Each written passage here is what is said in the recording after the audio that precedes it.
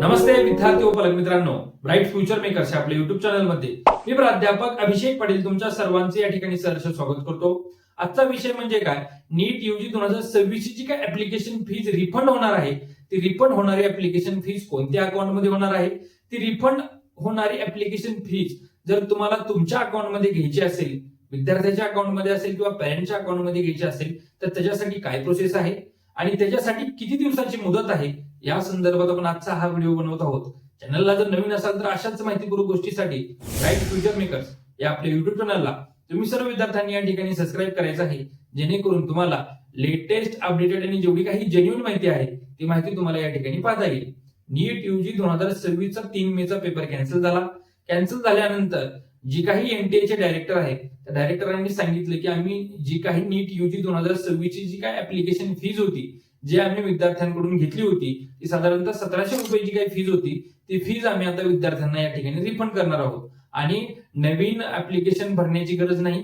जुन्याच ऍप्लिकेशन वरून त्यांना पुन्हा जी काही 21 जूनची एक्झाम होणार आहे ती एक्झाम सुद्धा त्या विद्यार्थ्यांना देता येणार आहे। त्याचबरोबर ही 1700 रुपये सुद्धा आम्ही त्यांना रिफंड करणार आहोत। आता ही रिफंड करण्यासाठी एनटीए कडून एक एफएक्यूएस या ठिकाणी प्रसारित करण्यात आलं। त्याच्यामध्ये त्यांनी असं सांगितलं होतं की The model for the refund of the examination fees will be provided to the candidates by 21st May 2026। म्हणजे 21 मे पासून तुम्हाला ही जी काही फीज रिफंड करणार आहे त्याच्यासाठी तुम्हाला अकाउंट डिटेल्स किंवा काही गोष्टी ऍड करायच्या असतील तर तुम्हाला 21 मे पासून तुमच्या अकाउंटवर तुम्हाला हे लॉग इन करून डिटेल्स या ठिकाणी टाकण्यासाठी वेबसाईट ओपन केली जाणार आहे। त्यासाठी स्टुडंटला स्टुडंटचा अकाउंट किंवा पॅरेंटचा अकाउंट त्या ठिकाणी टाकावं लागणार आहे। रिफंड होत असताना काही विद्यार्थ्यांनी काय केलेलं आहे की इंटरनेट कॅफेमध्ये जाऊन फॉर्म भरला, इंटरनेट कॅफेवाल्याला तुम्ही कॅशमध्ये पेमेंट केलं, त्याने त्याच्या अकाउंट मधून ऑनलाईन पेमेंट केलं। आता जरी तसं ट्रान्झॅक्शन झालं असेल तरी पण पालकांनी आणि विद्यार्थ्यांनी न घाबरून जाता 21 मे पासून एनटीएचं ऑफिशियल जे काही तुमचं लॉग इन आयडी आहे, लॉग इन आयडी पासवर्ड टाकून तुमचं पोर्टल तुम्ही लॉग इन करायचं आहे। त्याच्यामध्ये ऍप्लिकेशन फी रिफंड ही एक विंडो या ठिकाणी चालू होणार आहे। त्याच्यावर क्लिक करून तुम्ही तुमच्या ऍप्लिकेशन नंबर आणि ऍप्लिकेशन नंबर नंतर खाली जी काय दिलेले डिटेल्स असतील त्या डिटेल्स मध्ये तुम्हाला तुमचं bank account number, account holder name आणि आयएफएससी कोड या ठिकाणी ऍड करायचा आहे। ही गोष्टी तुम्ही ऍड केल्यानंतर तुम्हाला तुमच्या ज्या काही ऍड केलेल्या अकाउंट नंबर, अकाउंट डिटेल्स असतील त्याच्यावर तुमचा रिफंड तुम्हाला या ठिकाणी मिळणार आहे।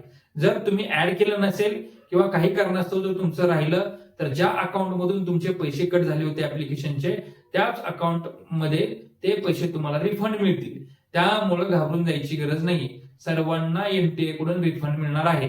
रिफंड संदर्भात विद्यार्थ्यांना काही शंका असतील, डाऊट्स असतील तर स्क्रीनवर दिलेल्या नंबरवर तुम्ही आम्हाला संपर्क करू शकता किंवा डिस्क्रिप्शन बॉक्समध्ये दिलेल्या फ्री काउन्सिलिंग व्हॉट्सअप ग्रुपमध्ये जॉईन करू शकता। ज्यावेळेस ही रिफंडची विंडो चालू होईल त्यावेळेस आम्ही त्याचा एक डेमो व्हिडिओ सुद्धा तुमच्यासाठी बनवणार आहोत, जेणेकरून तुम्हाला लक्षात येईल की पैसे कसे आणि कोणाच्या अकाउंटमध्ये या ठिकाणी जमा होतील। आशा करतो तुम्हाला आजचा हा व्हिडिओ आवडला आहे। आवडला असेल तर नक्कीच ब्राईट फ्युचर मेकर्सच्या युट्यूब चॅनलला लाईक करा, चॅनलवर नवीन असाल तर चॅनलला सबस्क्राईब करा आणि गरजू विद्यार्थ्यांपर्यंत हा व्हिडिओ शेअर करा, जेणेकरून त्यांना त्यांचा हक्काचा रिफंड या ठिकाणी मिळणार आहे। थांबतो। जय हिंद, जय महाराष्ट्र।